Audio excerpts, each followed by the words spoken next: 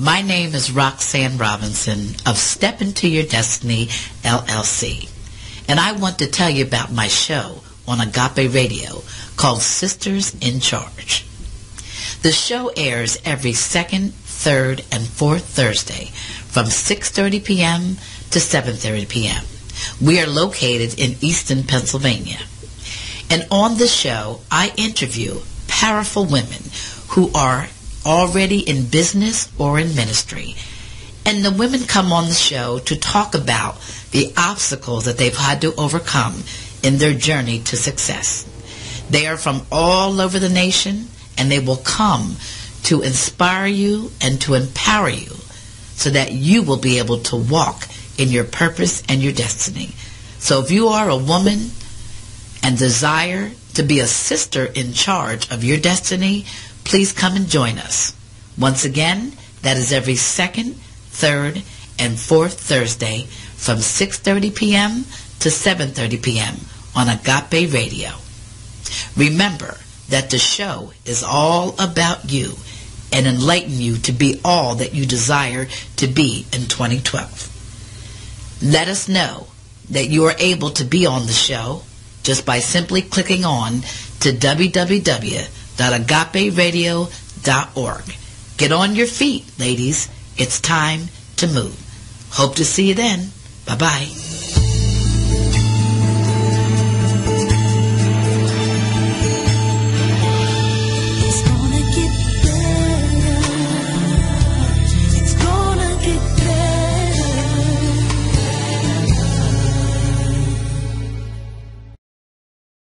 Good evening.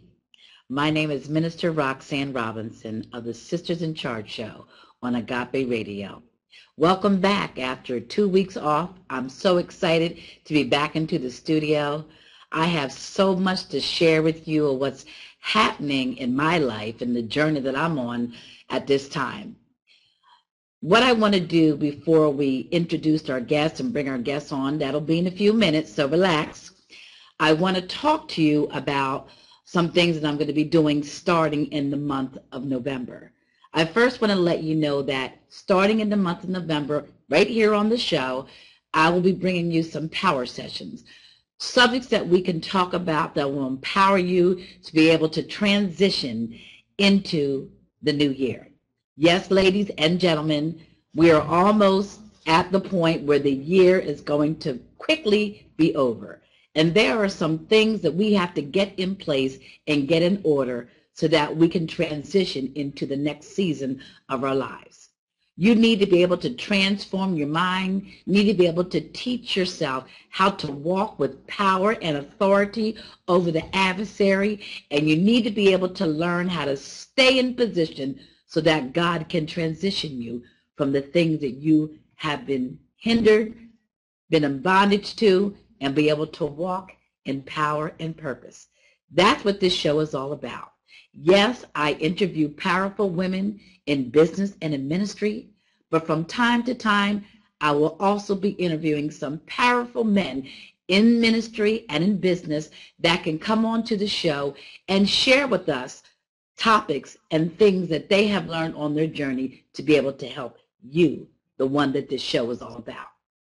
I first want to also let you know there are some events that are happening in the Valley. There's so much going on that we just don't have enough time in the day to do everything. But I first want to let you know that this coming Saturday, October 20th, God Belongs in Our City will be happening in the Lehigh Valley. In the city of Easton, all different types of denominations and churches will be coming together. We'll be meeting at Paxanosa School on Northampton Street, 1221 Northampton Street. So if you're interested, please come out and join us. It's a 40-hour walk. We're going to be walking the streets of Easton and just proclaiming the goodness of the Lord. And in conjunction with that, the outreach team of the Greater Charlotte Church will branch off from the walk, and we'll be going into different neighborhoods just handing out tracts, spreading the love of God, handing out some information about the Greater Charlotte Church under the leadership of Pastor Philip Davis. So we're excited about that. And also on that same day, Overseer Pastor Juanita Davis of the Greater Charlotte Church will be holding a handbag and boot sale bonanza at the Enrichment Center in Easton by the church as well. Ladies, come out. There will be many things that you can buy, and the money that will be going to proceeds will actually be going to the outreach ministry for Haiti and abroad. Also, I'm excited about October 27th, where the Greater Charlotte Church Women of Excellence Ministry will be hosting a jazz brunch at the Palace in Allentown, Pennsylvania. Now, you ladies that follow me on Facebook and Twitter, and I've seen my emails that I've been sending out for the last couple days on tonight's show. If you are listening, you can click on to the show where it says get in line, and the first lady to click on will receive a free ticket to the jazz brunch. That's right, it's going to be free. We want to bless you just to have a different day in your life on a Saturday among sisters in Christ, and just enjoy the time that God has for you on that specific Saturday. So if you're listening and you want to click on to the show, please do so. And the first lady that does that, they will receive a free ticket to the jazz brunch. Last but not least, I have to continually talk about my book, How I Stepped into the Glory of God. It is a book that I am so excited about, waiting for it to get published and to be out there as a bestseller. I'm believing that in this season that I'm in.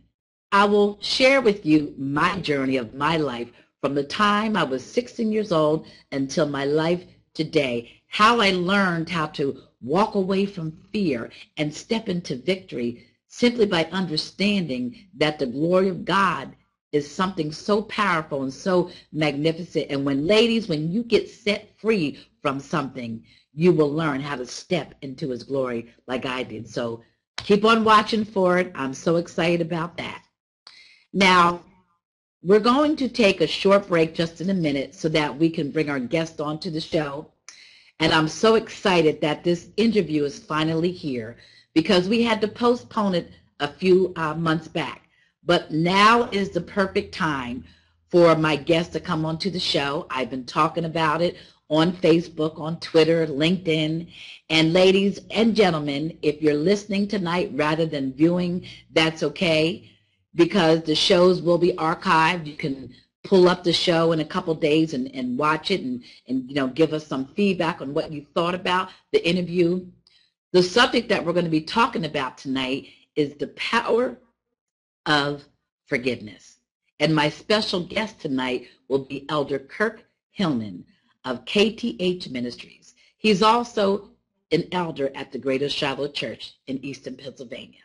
So sit back, get yourself a cup of coffee, because you don't want to miss this interview, because it's going to be powerful. It's going to be power-packed, and you don't want to miss any second of it. Get a pen, get some paper so you can take notes and be enlightened, because God has something special for you, especially if you're someone who is struggling on how to forgive. That forgiveness might be that you need to forgive yourself. It might be for someone that has gone home to glory, or it might be someone that you were offended by, or you offended not too long ago. Whatever the case may be, the power of forgiveness is for you.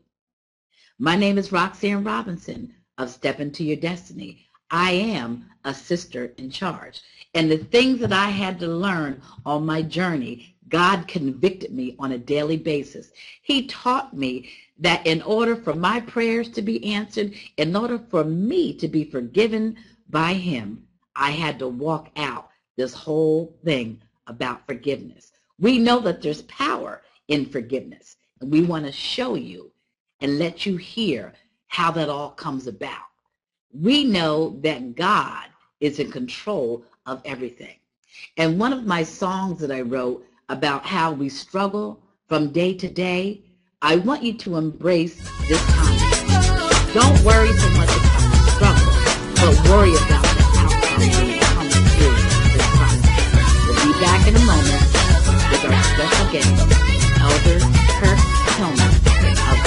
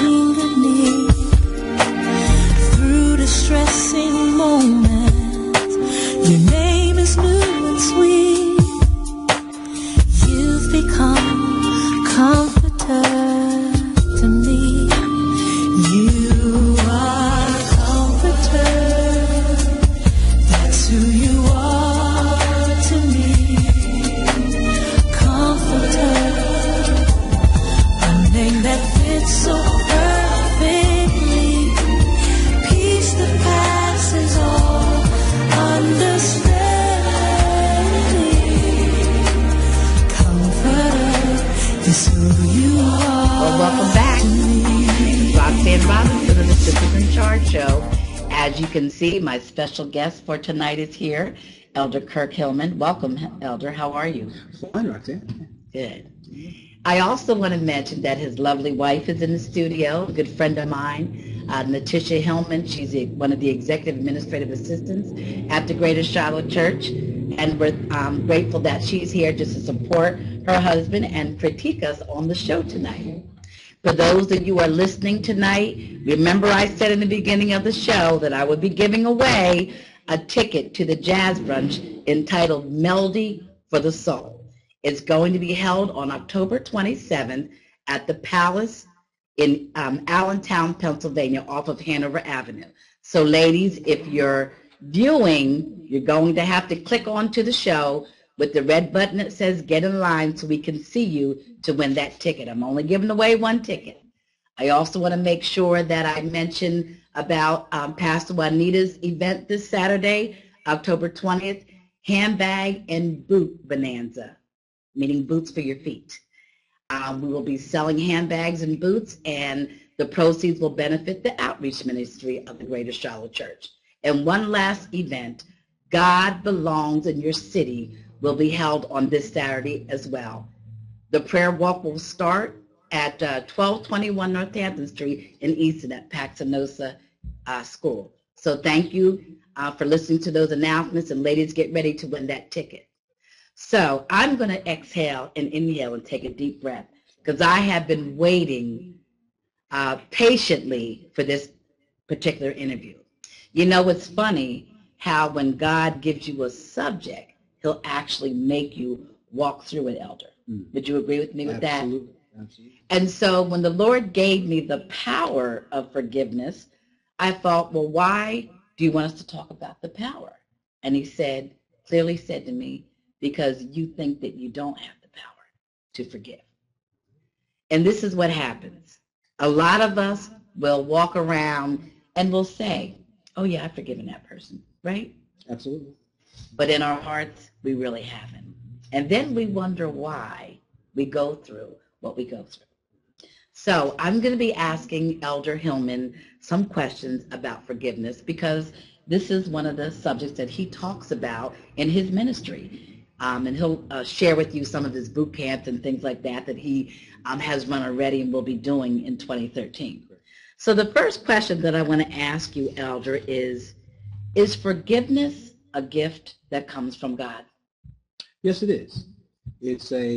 There are two perspectives to keep in mind. Mm-hmm. One perspective is the eternal forgiveness that we get when we give our lives to Christ. And the second is the horizontal or the parental forgiveness that is really the area that most of us struggle with during our sanctification walk. But the eternal forgiveness that we get is a gift, and it is what is the outcome of the salvation experience that we go through. Yes. Okay, it's the outcome. All right, thank you for that. I wondered about that as I was studying, like, is it a gift? Because some people, probably more than others, would differ and would argue, no, it's not a gift. No. Why do you think they would differ? Because they don't want to forgive. So if they don't want to forgive, then they're definitely not going to think of it as a gift. Because me personally, when I get a gift, it's something good. It's something that comes in a great package, and I'm all excited about opening it up. But every time I think about some of the people that I, now that I know better, but when I used to think about some of the people that I had to forgive and didn't want to forgive, to me that wasn't a gift. Well, keep this in mind. It's a gift, but it's not a gift to you. Your giving forgiveness is a gift to the person who offended you. Okay. You are the gift giver, if I can stay with that illustration. Okay. I'm the gift giver. Most people think forgiveness is something that involves themselves. In other words, a lot of people think that the benefits of forgiveness are for themselves, but it's not. The benefit of forgiveness is for the offender. Okay. All right, well, we're going to hold that thought for a minute. We're going to come back to that because I already know where you're going to go with that. Okay. The next thing that I wanted to ask you is, how do we teach someone how to forgive? Well, I think you have to first help them understand what forgiveness is. I think that's the first thing. And it's a transaction that occurs between you and the person that offended you. You mean I have to give money? No. Okay. I got to pay him off? No, that's good. No, you don't have to do that. Basically, I'll give you this. Forgiveness is as the person who got offended, it is your attempt at having the person get rid of the guilt that they carry for what they did to you. Okay. It really is an act of loving kindness and mercy. It's an act of compassion that you bestow on the person who offended you. Okay. Right. So therefore, if a person is struggling with forgiveness, most of the times they struggle with forgiveness because they still have a unhealed heart. They're still bleeding. They are still damaged and hurt by what the offender did. And what most people don't do is they don't turn that hurt over to God. As long as my heart is bleeding and hurting, I'm not going to have a heart to want to show compassion to the person who forgave me. Okay. And so I will be blocked in even trying to take a step towards coming to a resolve or a reconciliation with the person. I first must go to God and ask him to heal me. Okay. All right. Well, I'm glad that you said that because this is what I had been thinking about. And I kind of shared this with you the other day. I walked through a very painful experience with someone that's close to me, and it was very hurtful. But I knew that I had to forgive them. And I walked through the process. And even though they didn't respond, I still let them know that it's okay. I have forgiven you for what you've done. But this is what happened. When I thought about the person, I thought that I really forgive him. So I asked God, and he said, well, you need to ask your own self that question. So I asked myself that question again, and I said, yes. Then God said to me, speak to me about what you're feeling. And I said, I'm still hurt. He said, great, daughter. I'm glad you said that because now you're acknowledging that there's pain in what was done to you. So if you were talking to someone like me who knows that I must forgive, how would you portray to that person, even though you said to that person, I forgive them, show me how we should teach them how to process that pain. Okay. Well, first I would say that don't be so quick to say, I forgive you. Okay. That kind of a rash response to the offense is more an intellectual exercise that you went through. It wasn't an exercise of your heart that you went through. And the reason is because your heart was still hurt. So think of this. You have to first, many people think that if they say to the person, I forgive you, that everything is going to be fine because they feel that they're honoring God. God said I'm supposed to forgive as the Lord's forgiven me, so I got to do it, so I forgive you. But that's more intellectual because my heart is not ready to be compassionate to the person. I'm going to violate the second commandment of Christ. I'm not going to have a love for my neighbor. I still want revenge. I still want to see justice done my way. Okay. I don't want to give God room to do it. I want to do it. And you're not bleeding enough for me. You're right. You ain't hurting enough for me. So the first thing that I have to do is I have to be in a position of readiness to walk through this transition of forgiveness. Well, in order for me to do that, I have to have my heart healed. I have to stop bleeding. And what's nice about God is that he doesn't give us a time frame to forgive. Okay, good. What he tells us is you must forgive. And at the end of the day, there will be a transaction of forgiveness between you and the offender. But God knows that your heart is broken. That's why he tells us in Isaiah 60:1 that he is anointed to heal the brokenhearted. His job is to heal you. So once that's done, and we can go, I'll stay on the heel for a second. Okay. If you broke your bone, physically broke your bone, okay, and you can look at an x-ray and you can see where the bone is shattered. You understand that they're going to bring these bones back together, hold them in place with pins, screws, plates, etc. And then new bone is going to be laid down, and then you're going to see callus formation, and there's a healing process. The incision heals. You can talk about that whole process of physical healing. But when you hear someone says that they need God to heal their broken heart, what do you visualize? What's broken? What's injured? You see, on the one side of the coin, it's a physical injury. On the other side, it's an emotional injury. It is intangible. So what's broken? There's no bone. No. There's no skin laceration. What's broken? And what God tells us is that there has to be a change of my mindset in relation to the offense. That's how I'm healed. For example, I have to transform my thought concerning the person who offended me. When you see that person, what's fueling your emotion, whether it's anger, frustration, resentment, bitterness, what's fueling it are thoughts that you have. And those thoughts are connected to the circumstance of the offense. Okay. This may sound simplistic, and it is, but it's very profound. Change the thought, and the emotion changes. Okay. Our emotions are fueled by the thoughts that we feed them. That's how an emotion comes to life. An emotion is fueled. An emotion is birthed by thought. So a circumstance can happen to you. I can come up and, give you a shot. And after I give you the shot, you're going to have some words. Yes. And they're going to generate some feelings. You know what I'm saying? Yes. So I have to make sure that I am saying to myself those words that are still honoring God, that is still keeping me in right stead with what God tells me to do in relation to my neighbor. Okay. Hard to do. That's interesting.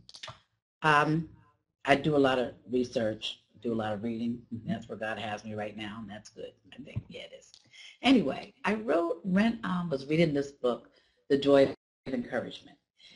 And I'm not going to quote the author because I get it mixed up, but this guy was talking about how he had to walk through this whole forgiving process with somebody that he was working with in ministry. And he went through all the motions that he thought he was supposed to go through. He read the scriptures and everything. But every time that he was in the presence of this person, those feelings came back up again. And so what he learned from that, when he began to talk to God, God said to him, this is what you need to do. You need to pray for your brother the same way that you pray for yourself. And when I heard that, it was an aha moment that went off in my mind. Okay, yeah, it's all about this mind thing. And so what the author said was that once he began to do that, then the healing process began. But there was one thing that he knew he had to do, but he didn't speak it out of his mouth. Of course, his wife brought it to his attention. And she said to him, I notice that every time that you're in the presence of this person, you get a certain way. It's almost like you get bound up again. So what you need to do is you need to confront the situation. Can you talk to us about, is that what we need to do? Do we need to confront the person about the hurt? Well, first let's look at what the person did. The person started to, quote, pray for this person. Well, what scripture was he honoring? In the transformation of his thought, what scripture was he honoring? Well, actually, he was using scriptures from the book of Psalms. Well, I think Psalms 35 to be exact. Well, even if we don't get the exact address, let's stay with the principle. The principle is pray for those who persecute you. In other words, I'm being persecuted by this person. I'm being offended by this person. I am supposed to bless those who do those things to me. In other words, my mindset, my flesh is going to say, I'm going to repay evil for evil. God says, don't repay evil for evil. Give me room to avenge you. Okay. So it's a change of thought. So this gentleman, if the Holy Spirit is saying to him, listen, sir, what you need to do is honor what I've directed you to do so that your mindset is appropriate towards the person who offended you. And that is, if you are a born-again believer in Jesus Christ, then you need to be loving to this person. I don't care what he did to you. You are supposed to be loving to him as my son was loving for you. Okay. Therefore, I'm supposed to bless this person. In my prayer, I'll say, Lord, bless him. Lord, bring to light in his mind his knowledge of the error of his ways. But in order for me to do that, I have to be healed. My faith is tested when I'm offended, meaning faith being my trusting in God. See, the way I present it is, it's one thing to say I trust something, I trust something. And it's another thing to say I entrust myself to that. Okay. So I can say I believe what God says. I trust what God says is true, but I'm not going to walk it. I won't entrust myself to that. I won't give myself to that truth. I'm still going to have reservation. So I'm really not entrusting. I'm not fully submitting to God. And what he will do, if I do that, is he will put me in a position of readiness to be able to enact this transaction of forgiveness. Follow this. Eternally, your salvation is based upon the work that Christ did on the cross. Yes. So Christ came, he honored his Father, he died, was buried, resurrected, sits at the right hand of the Father, and he holds in his hand a gift for us. You know, eternal life is one, but forgiveness is also in there. Yes. But God stands ready to forgive, right? Yes. Because Christ died, God stands ready to forgive you. But you have to ask God to forgive you. Okay. Yes. If you don't ask Christ to come into your life, if you don't go through that portal, then forgiveness is not given to you because the penalty of our sin has not been counted or accredited to us through the death of Christ. Wow. In other words, forgiveness, if you go back to Old Testament, this is where sometimes we get maybe a little foggy, but forgiveness or atonement came after the penalty or the execution of the penalty was fulfilled. Forgiveness did not come prior to that. So blood had to be shed. You know, as it says in Leviticus that, you know, and in Hebrews, without the shedding of blood, there's no remission for sin. Because God is a just God, and that penalty has to be met. Then atonement will come your way. Well, same thing. If you go to Luke 17, it'll tell you that if your brother repents and comes to you 7 times in a day and says, I repent, it says forgive him. Well, what happens if he doesn't repent? Well, you stand ready to forgive him. He still carries the guilt. He still carries the condemnation. He still carries the low self-esteem. He or she still carry that. Not you. You're healed. You now can look at him through the eyes of compassion and say, or her through the eyes of compassion and say, when you're ready to have me lift this guilt off of you and you come for that, I'm right here. Because when you're healed, you no longer have those thoughts of bitterness. You no longer have those thoughts of resentment. Okay. They're gone because you can now look at your brother or sister through the eyes of compassion and mercy. You can look at them because you are healed and you're ready to do that. Okay. Wow. That's a lot to absorb. Again, I understand what you're saying, but I'm also praying about those people that I know that I talk to on a daily basis that have been hurt, wounded, whatever, and they're still saying, I don't care what you say, I'm not ready to forgive. And I'm going to say this. God knows that the hurt is real. God, and so do I. When you're hurt, you're hurt. When you're bleeding, you're bleeding. And for me or anyone to say to you, in that hurt and in that bleeding, forgive this person, I'm deceiving you. Okay. Because you're not going to be able to do that. Here's another way of thinking about forgiveness. When you and I, if we think of it from an eternal perspective, when we've sinned against God, then God labels us guilty. We violated his law and we are guilty. All right? Mm-hmm. When God forgives us, what he is saying to us in a way is, you are now not guilty. Okay. So here's a good litmus test for us horizontally. If I look at my offender, if I've truly forgiven him or her, I should be able to look at them and say, you are not guilty for what you did to me. I take the guilt off of you. You are now innocent. Okay. Because it is a judicial act that's done. It's a transaction that's done. It's forgiveness has nothing to do with feeling.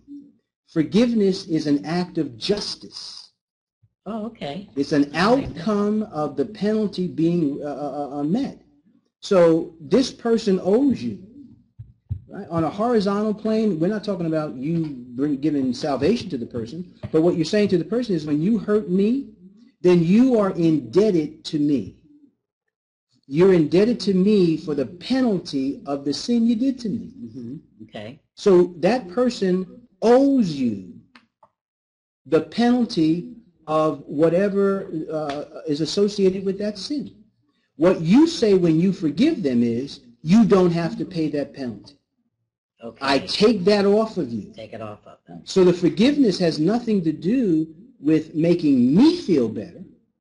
The forgiveness has a lot to do with making the person feel better, because I lift the burden off the person. The burden is lifted off of me because I'm healed. Mm-hmm. Understand? When I'm healed, I can then extend the love and mercy into the person's life. When we say to somebody, you should just forgive, and they say, well, I forgive you, what are they really saying? When they say I forgive, what are they really saying to the person? Not a whole lot. Well, they're going to have a hard time explaining to you what they really mean when they say I forgive you. Yes. They won't understand that what you're saying to the person is, they may say, well, I don't hold it against you anymore. You say, well, what do you mean by that? Can you honestly look at that person and say, you're innocent? Your record, your slate is clean. You owe me nothing.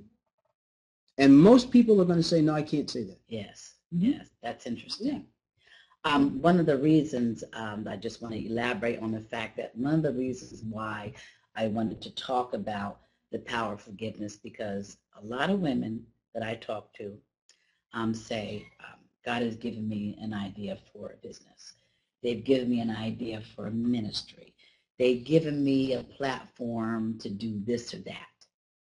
And I listen, and then I ask them, well, what is your purpose? What is your agenda for wanting to do this? Is it to elevate yourself, or do you really want to help people? Mm. And most of the time, they'll say, well, I'm kind of doing this for me. I'm like, well, anything that you do shouldn't be for yourself. It should be to benefit other people. And again, I went to a seminar once. It was a business seminar. And I was introduced to Tracy Lynn. Tracy Lynn of Tracy Lynn Jewelry. She's an African-American woman. I did not know that she's also an ordained evangelist. And when I asked her a question, I said, I know that God is getting ready to transition me into starting my own business as a life coach and also a personal ministry. How do I keep them connected? And I believe I asked you this question as well. And she said to me, they must be connected. Don't ever take God out of anything that you do, and don't let what you do be about you. And to me, I thought that was very powerful. So I want the women that are listening to understand that no matter what you do, there are some things that we have to kind of clean out of our closet, our spiritual closet. We have to get ready for the next season that God has taken us in. And some women and some men don't understand that when they're holding on to something, in one hand, like this cup, they're holding on to this cup and they're saying, this is mine. And it belongs to me. I treasure this thing. And when it begins to become a thorn in their flesh, they don't want to kind of give it away. They're still holding on to it. And when I know that when you do that, you can't move forward. You're like your feet are stuck in quicksand. So I want to ask you, Elder, you know, how do you feel as though that forgiveness is connected to mercy as well, and why? From, you know, perspective of looking at it from a godly principle. Sure.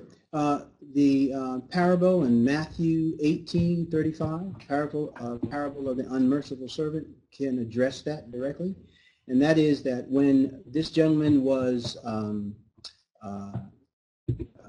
forgiven of the amount of money that he owed the king, then because the king showed pity, had mercy upon him, and took the debt away, then he leaves and goes out, and his fellow man now owes him far less than what he owed the king, and he was not going to, again, have that pity or mercy on this gentleman, and so he demanded that this person be thrown into jail until it could be paid.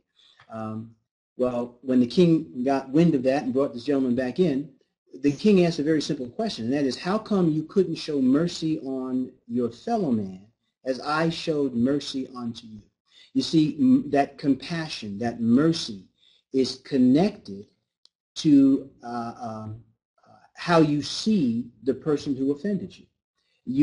If you are still holding bitterness and resentment, or you want to have your own self-righteousness in regard to that person, then I'm not going to in any way have a desire to want to be merciful to that person. Okay.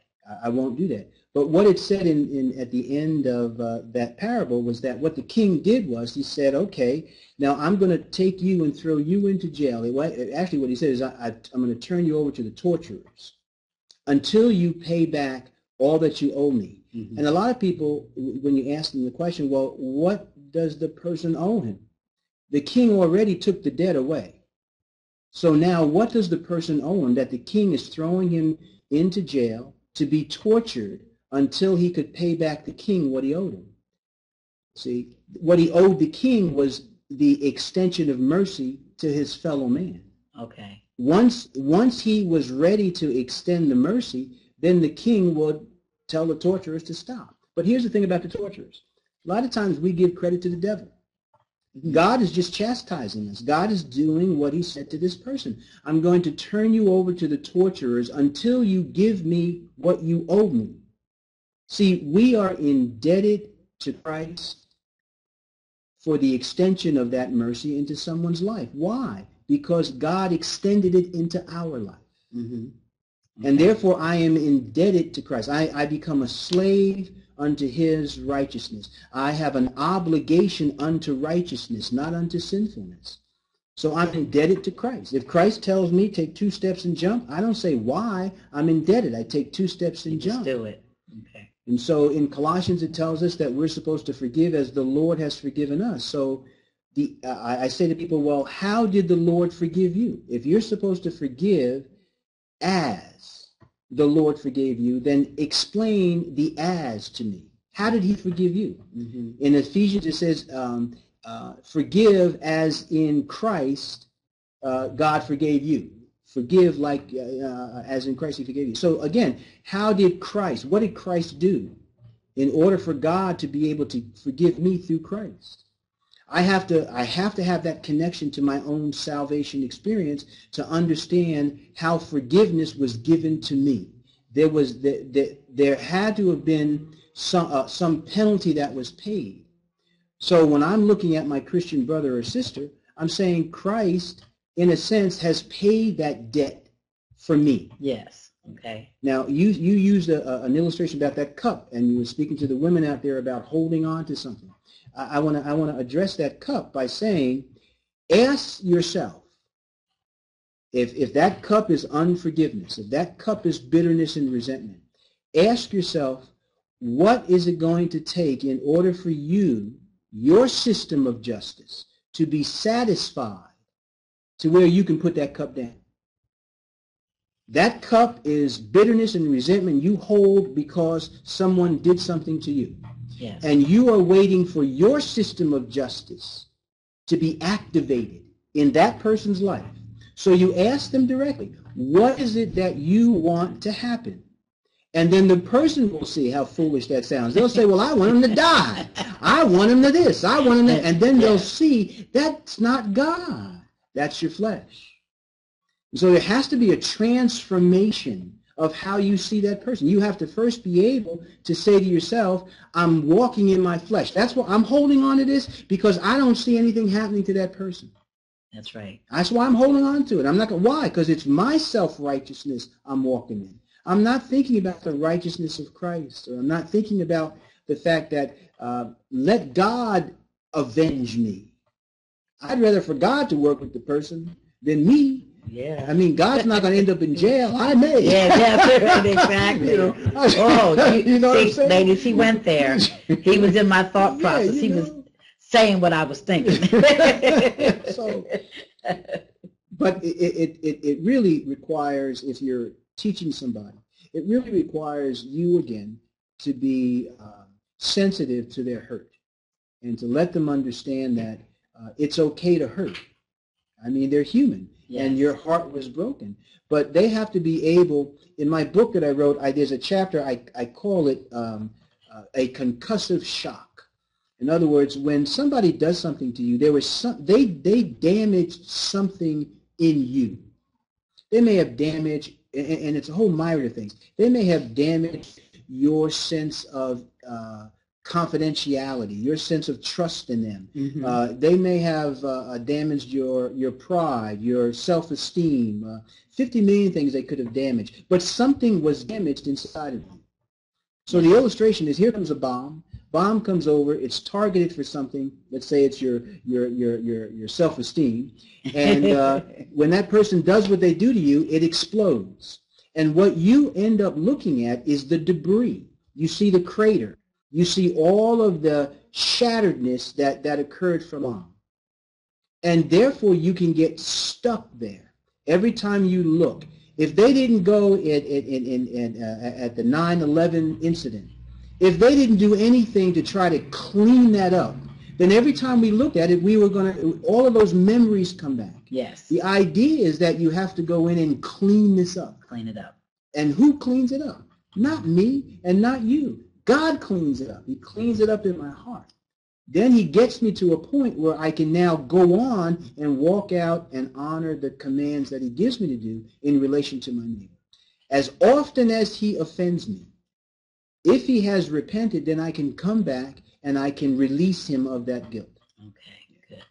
So there's a saying in the Bible, I believe it's in the book of Psalms, it says, but as for me, this is what I'm going to do for my brother, my sister. I'm going to, walk in forgiveness. I'm going to release them from their transgression and so on and so forth. The one thing that I realize that when I'm talking to women is that I can see the hurt. They try to camouflage it. They try to, discard it as if it doesn't exist. But you can see it in their eyes. And when they begin to talk. And when I walked through this great healing process that I had to walk through about 2 years ago, the one thing that I learned was that because I had God's grace and his mercy, it enabled me to be able to forgive. But then I had to begin to deal with Roxanne. But you said once you realized that you had God's grace and God's mercy, because prior to that, you weren't thinking that. No. Yeah. There has to be that mental transformation that goes on. You've got to go back to, when I did the first boot camp, and I used the term healing. God has to heal your heart. And the Lord spoke with me and said, don't use that word. Don't use the word healing. He gave me another word. He says, let the Lord restore your heart. So I could say, well, what do you mean by restore my heart, Lord? And he meant restore your mind. Think about every example that you give me. And ladies out there, think about when you come to that point in time when you're ready to, quote, let the person off the hook. What's motivating you to do that? It's a change of mind. Your thoughts are different. Therefore, your emotions are different. Until you come to that point, you're not ready to do that. There's no transformation that's come. You're still stuck. And you're stuck. You should ask, it's really interesting, it's very informative, ask people, when you see that hurt, ask them, what do you want to see happen? And listen to the answers. Yes. The answers have nothing to do with them. The answer has to do with that person. Yes. Yes. I want to see this happen. I want to see that happen. And they have to see how they're viewing their neighbor. And then you have to say to them, do you feel you're sinning with those thoughts? Do you feel that you're honoring God by saying, I want to see that person have some harm come to that person? Are you violating anything in regards to your faith and your walk? Because a lot of people think, I'm not sinning. I'm justified in feeling that I can hate you. I'm justified thinking that I can demand something. Why? Because you did this to me. I said, well, where's God in that? That's right. Where's God in that? Where is he in that? For real? Yes. Let's pause for a moment because I want to give Elder Kirk an opportunity. And look, not even 10 minutes left. This is how amazing this interview is. So, ladies, I hope that you're getting some substance from this. I want you to be able to share with our listeners about your website, some things that you have going on in your ministry so they can tap into the power source that I was talking about tonight, because starting in November, the Lord laid upon my heart to start doing some power sessions on the show. Just to talk about things that we need to be delivered from so that we can transition properly into 2013. So please tell the listeners how they can reach you, your phone number, your website address. I mean, put it all out there because I know there's people out there that need to hear what you have to say. Not a problem. My ministry is called KTH Ministry Limited. We were incorporated in 2007, and we are a Christian education ministry. Our purpose is to bring literacy into the life of every born-again believer in Jesus Christ. I have a mantra that I use, that there are a lot of Christians that walk around in the kingdom of God that are functionally illiterate in the kingdom. And what I mean by that, I don't mean it in a negative way. What I mean is that there's a lot of Christian language that we hear. There are a lot of Christian principles that we have grown up with, and we don't have a full understanding of the significance of those words or those principles as they pertain to our daily walk. So the purpose of our ministry is to help take a look at those things. And so you can reach us on the web.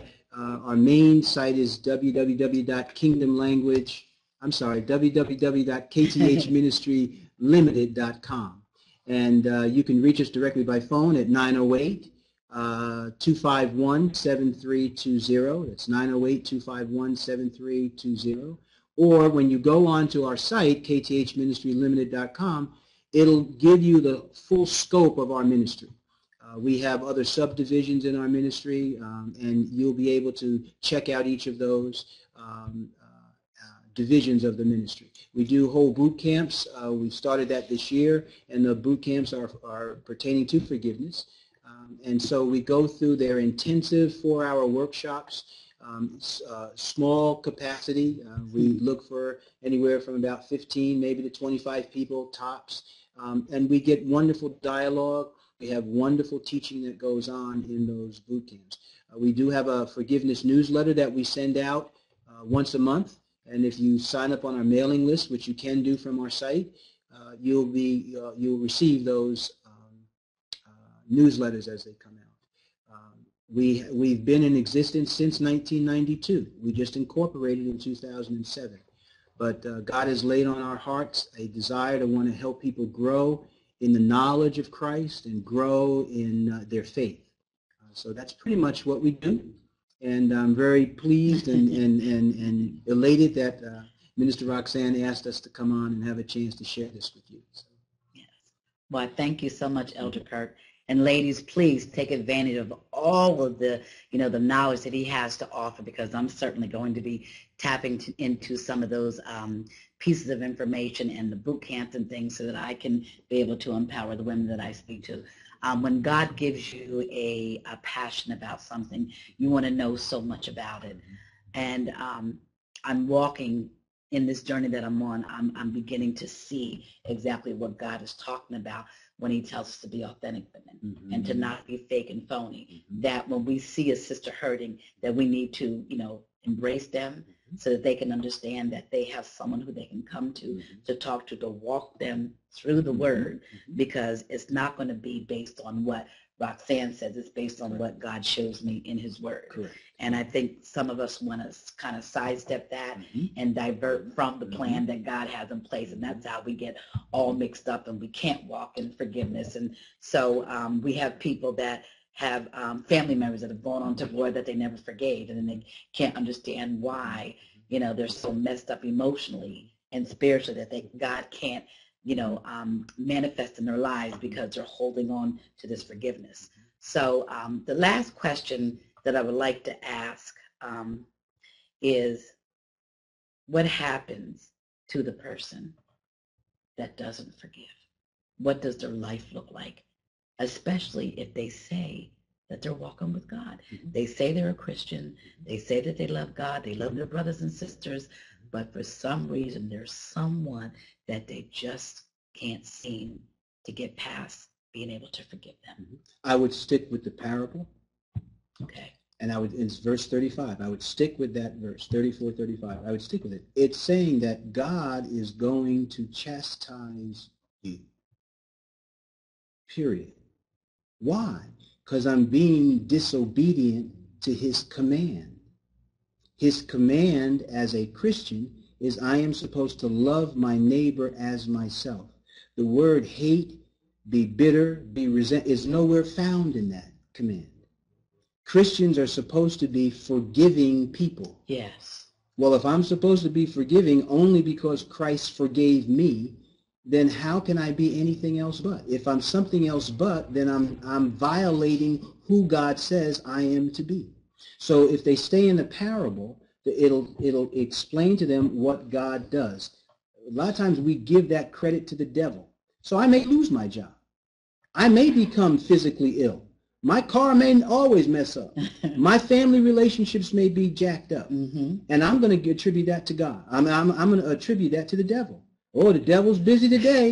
And it's just God saying, I need to get your attention because you're not doing what I'm asking you to do. You're carrying around something that is not yours to carry. I say this, a Christian is not authorized to seek revenge. A Christian is authorized to forgive. Authorized. Yeah, John 20:25. We are authorized to forgive on this earth. We are not authorized to take vengeance, to get payback, to do evil. The person who has the authority to do that is God himself, not us. So that's what I would say to the person who walks in unforgiveness is understand that if things are not going right in your life, first ask God, how's his hand in that? Because he may open up in your spirit the fact that you're just not listening. You're being disobedient right now. Yes. And I got to get your attention. Yes. And maybe this is the way I need to get your attention. But the point is listen, when you feel, when you finally do what God tells you to do, how many times have you heard people say, I feel like a weight was lifted off my back. I feel like I'm lighter again. And I only say to them that God's hand of correction has been lifted off of you. That's why you feel free, because God is no longer holding you in that state of chastisement. But he wants you to just do what he's commanded you to do. Yeah, that's what he tells us to do. Yes. Just do what he told us to do. Yeah. You hear that, ladies, right? Not that it's easy, trust me. Not that it's easy, but we first have to understand the principle. And then we have to understand why we're not receiving the principle. But first we have to understand, we have to become literate of the principle. We got to talk about it. What does God say? What does he want? Why does he want it? And then once we get that, we can move. Now, I'm setting up Elder to say that I know we're going to have to bring him back at some point, probably in a new year, because there's another side that we need to talk about in this whole thing about the power of forgiveness. But I want to leave the ladies with this thought and this comment that I would like for Elder to speak about. Most people that are spiritual will say that if you don't forgive, then you're sinning. Would you agree with that? Is it sin when we don't forgive? I'm gonna say yes, and I'm gonna have a caveat there. Okay. Because again, we live not under law but under grace. Okay. The thing that I want people to understand is that if we are not following the second commandment of God, and that is to love your neighbor as yourself. The first commandment is to love the Lord with all your heart, mind, and strength. Well, both of those words, love, are agape love. Yes. So understanding what agape love is lets you know whether or not you're being loving. Agape love means that I'm going to be devoted to, I'm going to esteem, I'm going to honor, I'm going to relish, I'm going to prize, I'm going to be committed to my neighbor. Well, if I'm resentful to my neighbor, how am I exhibiting those other virtues? Yes. I'm not. So yes, if I'm not doing what God has told me to do, am I sinning? The answer is yes. I'm violating that principle that Christ gave us. Christ gave us a principle that encompassed the law. He said, love your neighbor as yourself. Yes. You know, commandments 5, 6, 7, 8, 6, 7, 8, 9, and 10. You know, the point is they're embodied in a principle. So I can apply the principle to any circumstance. And I have to ask myself, am I being loving? Well, I have to understand what's love. It's agape. It's not eros. It's not the other 4 kinds of love. It's agape love. And if I don't understand what that is, I can't walk it out. So yes, then I'm violating. Yes. Thank you so much. Well, unfortunately, we were out of time. But again, we want to make sure that you know how to contact Elder Hillman, so please give your contact information again to our listeners. www.kthministrylimited.com or by phone at 908-251-7320.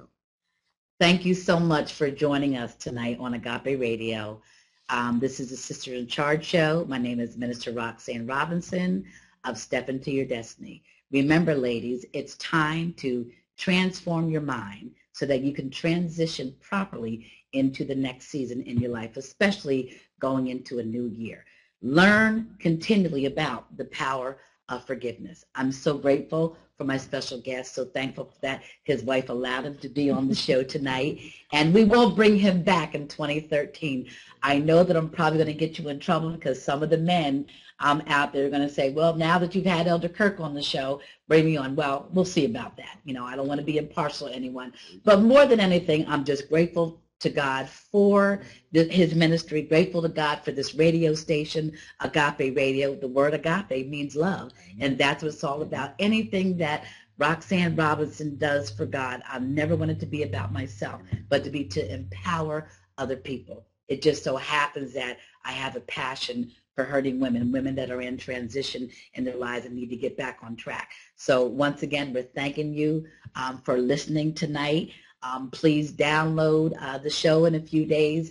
It'll be on YouTube. It'll be on the website. And I know that Elder Kirk will look at it and critique it, and I'm grateful for that as well. But more importantly, let God be the head of your life. Let God lead you in everything that you do so that you can be transformed.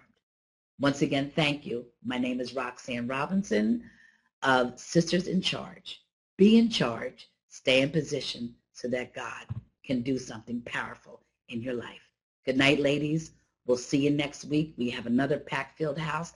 And before I forget, that ticket for the Jazz Brunch is still available. For you ladies that were afraid to click onto the show, you can reach me up until 9 o'clock tonight at 484-353-4422. Good night, ladies, and be blessed.